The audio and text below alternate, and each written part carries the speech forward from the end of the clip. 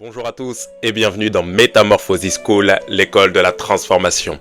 Alors nous sommes à notre 6e jour sur l'école de l'esprit parce que vous savez, nous avons 2 semaines où nous voulons être à l'école du Saint-Esprit, l'école du Saint-Esprit parce que rappelez-vous en début d'année nous avons eu l'école de l'esprit, mais ici nous voulons nous atteler à bien comprendre qui est le Saint-Esprit et surtout, vous l'avez compris depuis hier, à comprendre comment nous pouvons marcher dans la direction que le Saint-Esprit nous donne. Nous avons passé en revue beaucoup d'éléments fondamentaux depuis la session d'hier. Nous avons abordé notamment les 3 exigences pour bien comprendre et marcher dans la direction divine. Et aujourd'hui, nous allons aller encore un peu plus loin avec cette sous-thématique qui résonnera dans nos cœurs comme une affirmation, à savoir, vous êtes dirigé par l'onction. Je répète, vous êtes dirigé par l'onction. Nous avons tellement de choses à voir et nous allons, avant de commencer, bien évidemment, prendre le temps de prier. Alors de là où tu es, incline simplement la tête avec moi et rends simplement grâce à Dieu. Excellent Père de grâce et d'amour, nous voulons te dire merci. Merci de ce que tu parles à nos cœurs et tu as commencé à parler à nos cœurs sur ce sujet depuis la semaine dernière. En réalité, le Saint-Esprit n'est pas un sujet, le Saint-Esprit n'est pas une doctrine, mais le Saint-Esprit est une personne. Alors lorsque nous parlons du Saint-Esprit, en réalité, nous avons conscience que ça ne fera que grandir, que faire grandir notre intimité avec Dieu lui-même. Saint-Esprit, enseigne-nous qui tu es. Enseigne-nous comment tu parles, comment tu instruis, comment tu conduis, comment tu diriges, comment tu nous emmènes à rentrer dans la manifestation des desseins de Dieu pour notre vie. Encore une fois, ce soir, nous acceptons de nous laisser piloter, instruire, diriger, conduire par toi. Paralyse toute forme de distraction. Accorde-nous la grâce d'être sensible au son de ta voix. Inspire nos paroles et nos pensées et dirige-nous conformément à ta volonté. Nous promettons de te rendre toute la gloire, glorieux Saint-Esprit. Père de grâce, nous t'avons prié dans le nom précieux de Jésus-Christ. Que quelqu'un dise Amen, Amen, Amen. Avant de poursuivre cette vidéo, tu prends bien évidemment le temps de la partager sur tous tes réseaux sociaux. Tu la partages sur X, sur Trend, sur Instagram, sur Snap, sur WhatsApp, sur Facebook, sur TikTok, partout, parce que je suis convaincu que cette vidéo pourra édifier un grand nombre de personnes dans ton entourage. Vous êtes dirigé par l'onction, le sujet est donné. L'enseignement de ce soir va nous faire beaucoup de bien et je prie que le Seigneur nous accorde de l'intelligence pour comprendre toutes ces vérités spirituelles que nous allons énumérer. De prime abord, j'aimerais commencer avec cette affirmation en vous disant que dans la direction divine, vous pouvez le noter, c'est une affirmation qui est très importante. Dans la direction divine, c'est Dieu qui choisit le moyen par lequel il va se révéler à vous et non pas vous qui allez lui imposer la manière dont il va vous révéler sa volonté. Je répète, dans le cadre de la direction divine, c'est Dieu qui choisit le moyen ou la manière par laquelle il va passer pour se révéler à vous, c'est-à-dire pour vous parler, pour vous révéler ses plans. Et ce n'est pas vous, ce n'est pas nous qui allons lui imposer la manière avec laquelle nous voulons qu'il nous révèle sa volonté. Beaucoup trop souvent, nous voulons que Dieu nous parle d'une manière bien spécifique. Alors nous nous demandons, comment est-ce que je peux être sûr que Dieu me parle, que Dieu m'a parlé ou que Dieu me parle? Beaucoup de personnes, lorsque nous parlons de direction divine, lorsque nous parlons de Dieu qui parle, s'attendent peut-être à ce qu'on va voir demain, à entendre Dieu d'une manière spectaculaire. Beaucoup de personnes veulent entendre audiblement la voix de Dieu. Beaucoup de personnes veulent avoir une apparition de Jésus dans leur chambre, une apparition angélique dans leur chambre. Beaucoup de personnes veulent des songes et des visions et sont même prêts à prier, à jeûner, à faire des jeûnes de 30, 40, 50 jours, des jeûnes toute une année, juste pour entendre Dieu leur parler, mais d'une manière spécifique. Lorsqu'ils pensent à entendre Dieu, lorsqu'ils pensent à recevoir une direction divine, ils pensent à quelque chose de bien particulier. Ils pensent à un songe, ils pensent à une vision, ils pensent à une révélation, mais d'une manière assez spectaculaire, oubliant que le spectaculaire n'est pas forcément synonyme de surnaturel. Vous devez faire une différence entre le surnaturel et le sensationnel. Le surnaturel émane de Dieu qui agit dans la vie d'un individu. Mais lorsque Dieu agit dans la vie d'un individu, ce n'est pas toujours de manière spectaculaire. Vous voyez un foyer qui est brisé par le divorce, brisé par les violences conjugales, et le Seigneur apporte une puissance de restauration dans le foyer qui fait que le mari passe de colérique à un mari doux, de la douceur de l'esprit, qui fait que ça occasionne une réconciliation avec son épouse. Il s'agit ici d'une puissance surnaturelle de Dieu. Mais en somme, nous voyons juste un couple qui a été restauré. C'est surnaturel, mais ce n'est pas forcément spectaculaire. Lorsque nous pensons souvent au surnaturel, nous voyons des personnes qui tombent en transe, souvent dans nos églises pentecôtisantes, des chaises qui volent en éclats dans les assemblées, toutes ces choses pendant des réunions de prière qu'on appellerait réunions de feu, réunions d'esprit, toutes ces choses-là où nous voyons le roi de Dieu être en mouvement. Le surnaturel contient ces choses, mais pas uniquement ces choses. Il est possible que le Saint-Esprit vous conduise simplement. Mais le simple fait que ce soit le Saint-Esprit qui vous conduise ajoute un goût de surnaturel dans votre vie. Parce que vous êtes conduit à partir de celui qui ne se voit pas. Alors on ne sait pas pourquoi, on ne sait pas de quelle manière, mais votre vie a comme une forme d'impulsion. Et cette impulsion est surnaturelle parce qu'elle provient du Créateur. Vous devez le comprendre, le surnaturel est à notre portée. Le surnaturel est juste là, tout près de nous. Littéralement, le surnaturel est en nous. Ne cherchez pas Dieu forcément dans des choses spectaculaires. Ne cherchez pas Dieu dans le sensationnel parce que Dieu ne se trouve pas forcément ou uniquement dans le sensationnel. Mais une chose est sûre, Dieu est surnaturel. J'allais le dire autrement, le surnaturel est le naturel divin. C'est surnaturel pour nous parce que nous sommes des êtres humains naturels. Nous fonctionnons à partir des réalités ou des lois qui régissent la terre, l'environnement dans lequel nous fonctionnons. Alors lorsque Dieu vient et intervient dans le cours de la création, dans le cours des affaires des hommes, automatiquement, pour nous, ça devient surnaturel. Pourquoi ? Parce que la manière avec laquelle Dieu vient pour fonctionner n'est pas celle qui est commune aux mortels, n'est pas celle qui est commune aux êtres humains.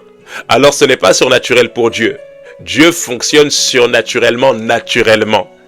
Et l'heure vient, et elle est déjà venue, où le surnaturel, ou ce qui était surnaturel pour nous autrefois, devient également naturel pour nous. La deuxième des réalités que j'aimerais amener à notre appréciation pour l'enseignement de ce soir, c'est que sous la nouvelle alliance, l'onction ne se demande pas, mais on développe notre sensibilité pour permettre à l'onction de se manifester. Je répète, sous la nouvelle alliance, on ne demande pas l'onction, mais on développe notre sensibilité pour permettre à l'onction de se manifester. Nous sommes dans le cadre où notre sous-thématique de ce soir, c'est que nous sommes dirigés par l'onction du Saint-Esprit qui réside en nous. Voilà pourquoi la parole de Dieu déclare ceci dans 1 Jean chapitre 2, verset 20, c'est l'apôtre Jean qui parle. Il dit, pour vous, vous avez reçu l'onction de la part de celui qui est saint et vous avez tous de la connaissance. Littéralement, c'est vous connaissez toutes choses. On va détailler ce que signifie cette connaissance que nous avons alors que nous sommes en Christ et que nous avons reçu l'onction. Mais ici, ce qui est intéressant, c'est que la Bible dit, pour vous, vous avez reçu l'onction. Elle déclare ça par la bouche de l'apôtre Jean comme si le fait que nous ayons reçu l'onction est un acte passé. Il parle ici à des enfants de Dieu. Il parle ici à des croyants. Il ne dit pas vous allez recevoir l'onction lorsque vous allez prier. Il ne dit pas vous allez recevoir l'onction lorsque vous allez jeûner. Il ne dit pas vous allez recevoir l'onction lorsque vous serez consacré au ministère. Il ne dit pas vous allez recevoir l'onction lorsque une personne va venir et va vous ordonner, faire la reconnaissance du ministère. Mais il dit pour vous, vous avez reçu l'onction. En d'autres termes, la réception de l'onction se fait par la réception d'une personne. Et cette personne, c'est la personne du Saint-Esprit. Lorsque le Saint-Esprit vient habiter dans une vie, alors il donne à cette personne une onction.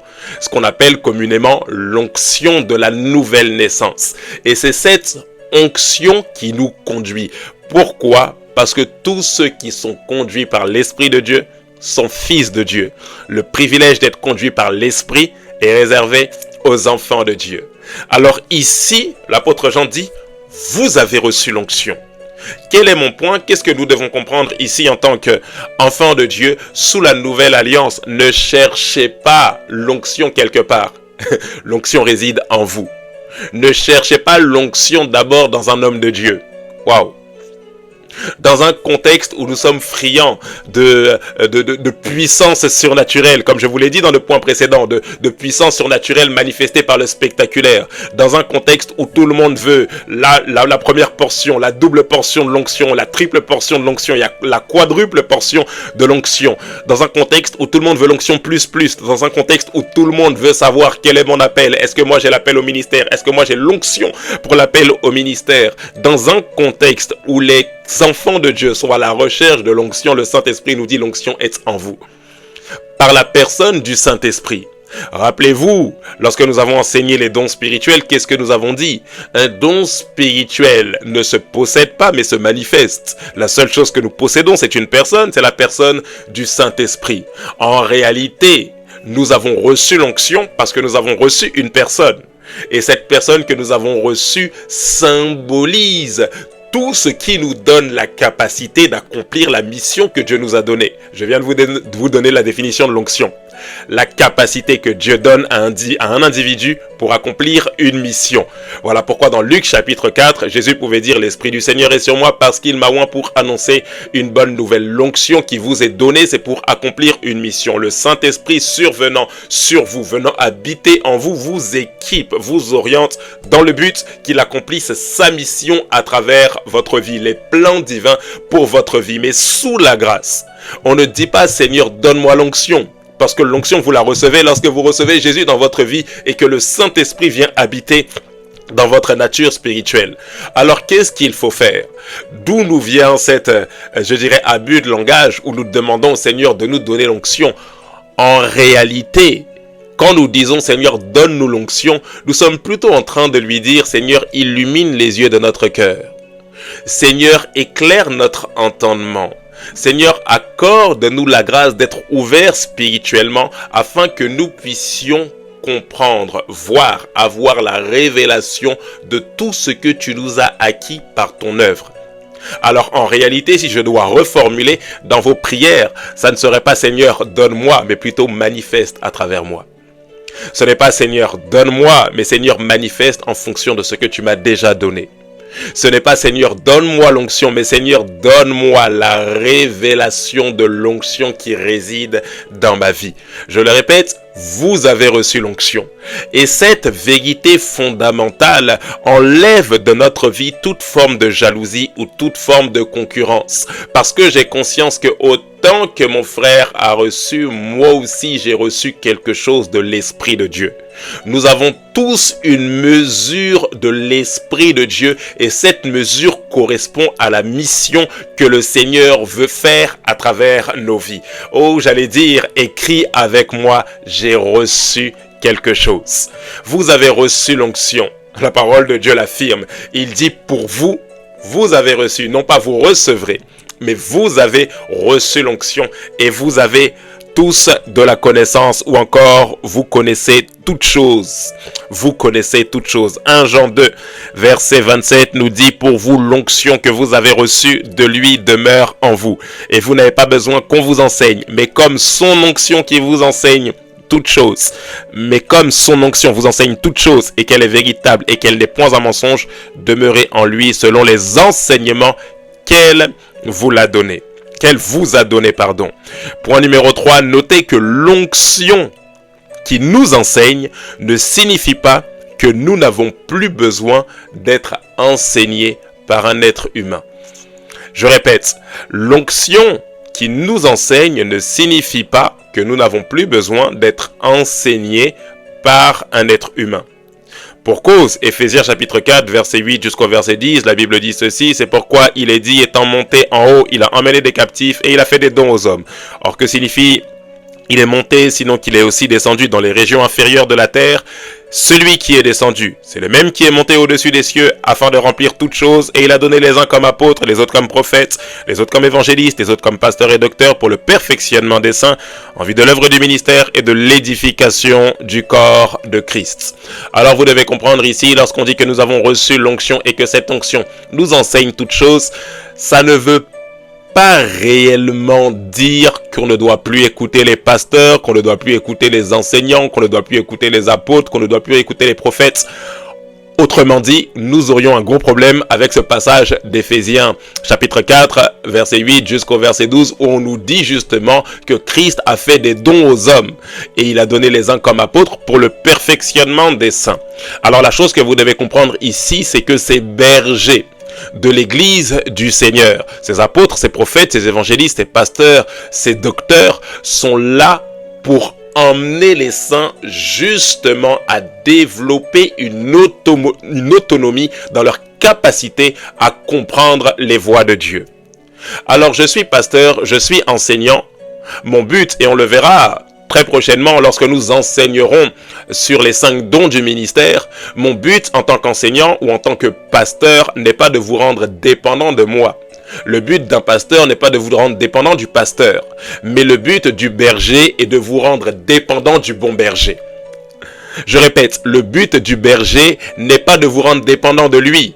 Je ne suis pas là pour vous rendre dépendant de moi, mais je suis là pour vous emmener à une autonomie dans votre relation avec la personne de Jésus-Christ. En d'autres termes, plus vous écoutez un pasteur, plus vous écoutez un enseignant, plus vous écoutez un prophète, plus vous écoutez un apôtre, et plus vous apprenez à écouter Dieu par vous-même.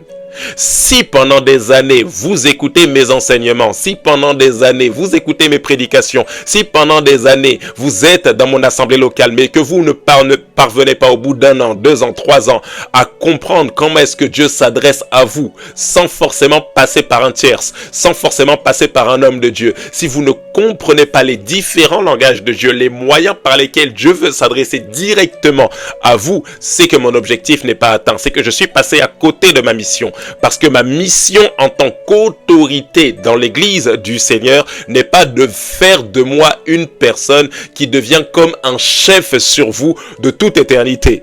Mais c'est de vous emmener à celui qui de toute éternité régnera, à celui qui au siècle des siècles régnera. Je suis peut-être votre pasteur, mais je ne serai jamais votre Seigneur. Je suis peut-être celui qui vous dirige, celui qui vous montre la voie à suivre, mais je ne suis pas la voie.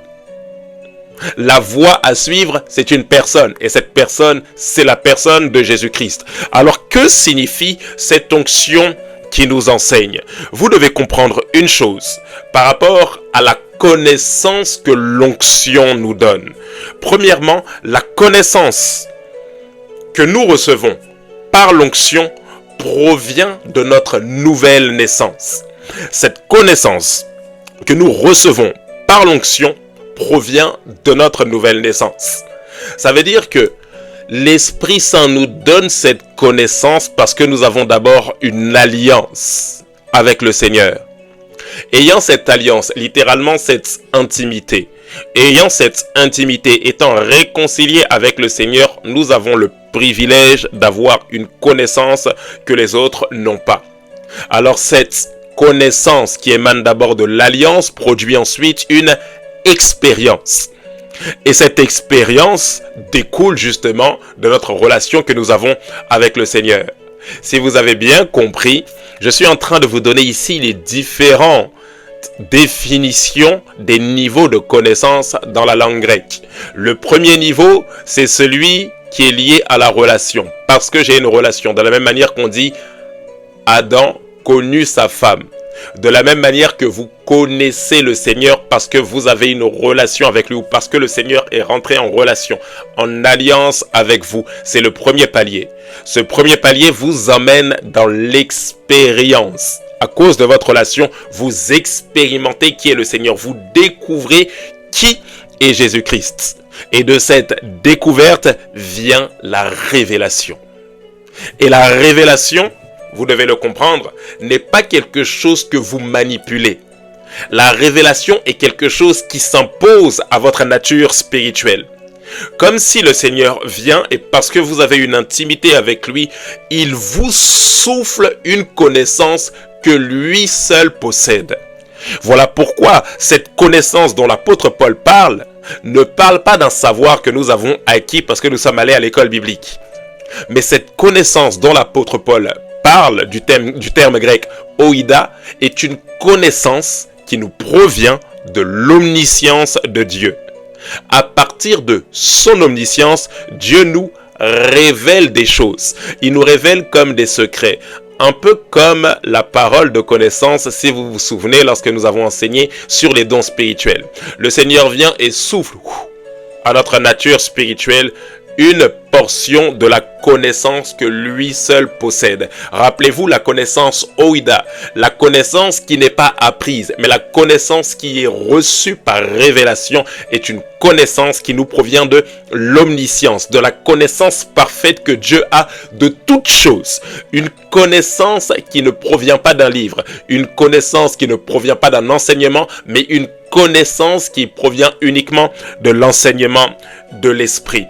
Alors notez que cette onction qui provient de la nouvelle naissance elle emmène dans votre esprit une science exacte des choses. 1. Ensuite, elle vous plonge dans l'omniscience et l'omniprésence de Dieu. 2.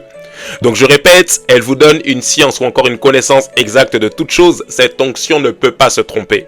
Ensuite, elle vous plonge dans l'omniscience et l'omniprésence de Dieu. Ça veut dire que vous connaissez à la manière de Dieu comme si vous étiez dans le cœur de la personne. Pas que vous lisez dans le cœur, mais Dieu qui lit dans les cœurs vous partage la connaissance. Que ce soit pour votre vie ou que ce soit pour la vie d'une personne dans le cadre des dons spirituels. Ou l'omniprésence, comme si vous étiez au lieu. Parce que Dieu est partout. Alors il vous partage, il souffle à votre esprit la connaissance qui correspond au fait que Dieu est présent partout, était présent à cet endroit lorsqu'il a vu ce qui s'est passé. C'est ce qu'on appelle l'omniprésence de Dieu. Cette connaissance vous empêche également d'être trompé. Cette connaissance qui provient de l'onction vous empêche d'être trompé. Voilà pourquoi il dit, vous avez tous de la connaissance ou tout de la connaissance, vous connaissez toute chose à cause de cette onction, et cette onction qui vous enseigne atteste que ce qu'on vous dit est vrai ou confirme que ce qu'on vous dit est faux. Ça veut dire qu'en entendant mon enseignement, il y a comme un écho qui résonne dans votre cœur et qui vous atteste que ce que cet homme est en train de dire, c'est vrai ou encore ce n'est pas vrai. Cette onction ne peut pas vous tromper. Notez qu'elle atteste dans votre cœur si ce que vous entendez vient de Dieu ou non. Et enfin, elle vous permet de manifester les dons spirituels, notamment les dons de révélation. Alors je répète, elle emmène dans votre esprit une science exacte des choses, elle vous plonge dans l'omniscience et l'omniprésence de Dieu, elle vous empêche d'être trompé, elle atteste dans votre cœur si ce que vous entendez vient de Dieu ou non, elle vous permet de manifester les dons spirituels, notamment les dons de révélation.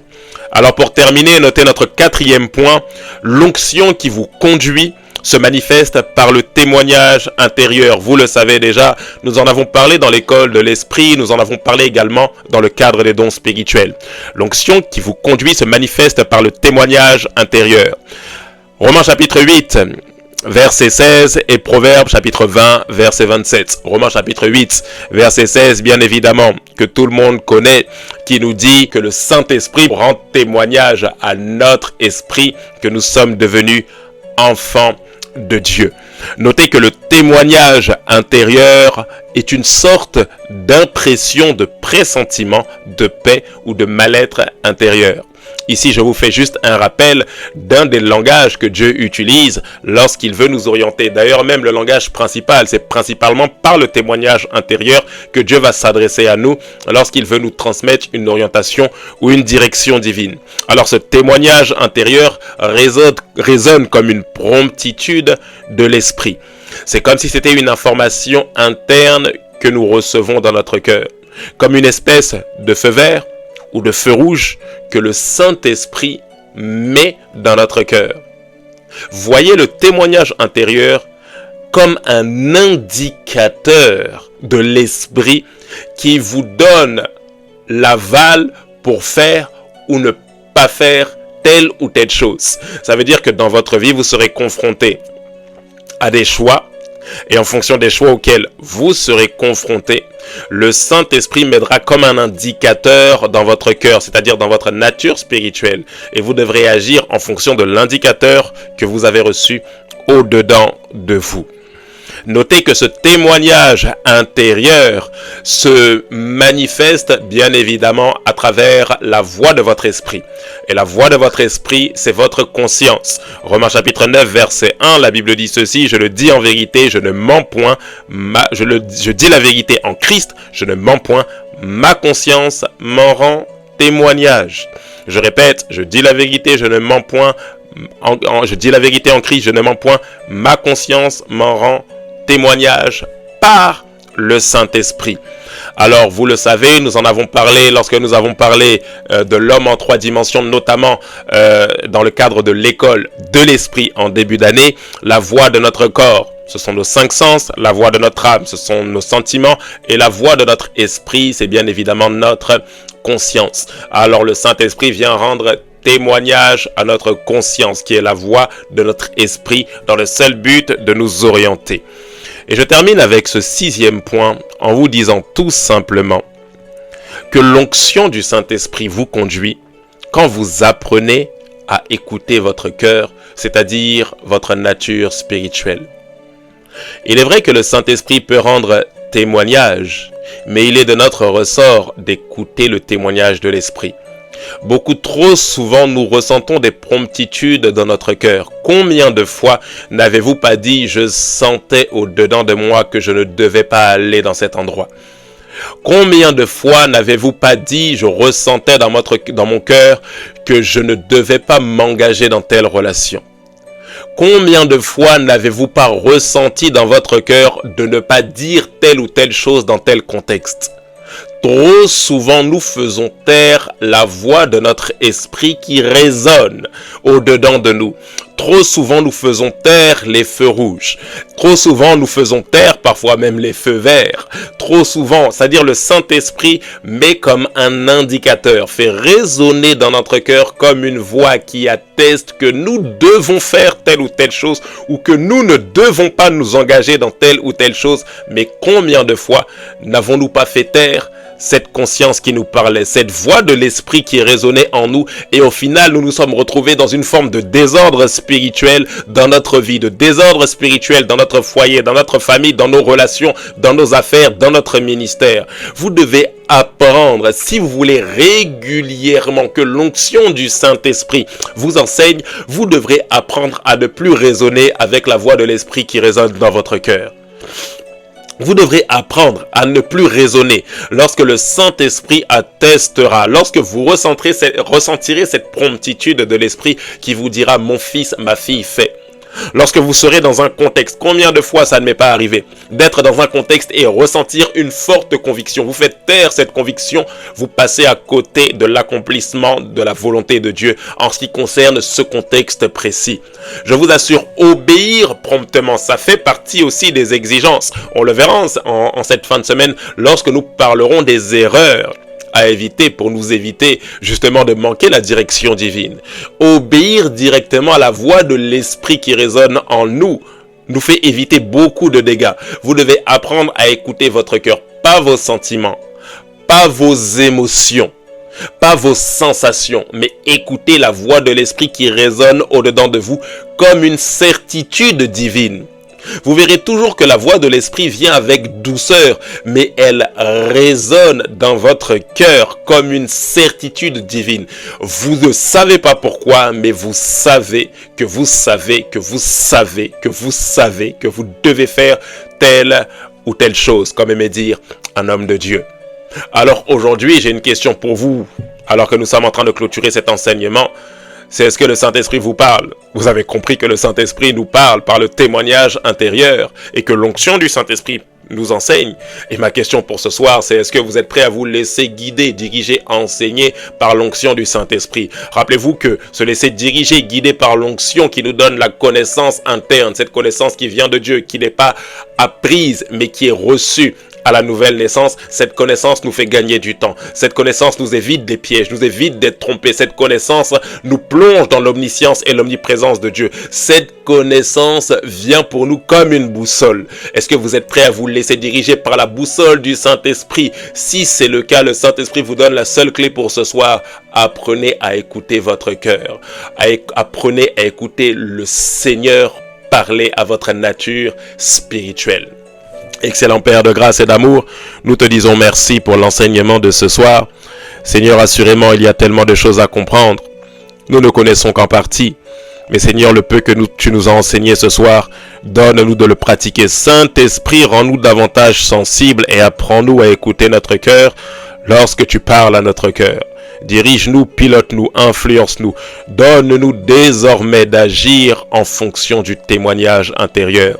Merci pour ces enseignements que nous recevons. Merci pour ce que nous avons reçu aujourd'hui. Accorde-nous la grâce d'aller encore plus loin demain pour la suite de cet enseignement. Donne-nous de creuser véritablement dans les profondeurs de ta parole.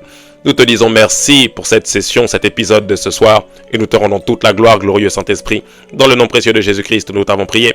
Que quelqu'un dise Amen, Amen, Amen. Très bonne soirée à vous, que Dieu vous bénisse. À très bientôt avec Metamorphosis School, l'école de la transformation. Que Dieu vous bénisse. Bye bye.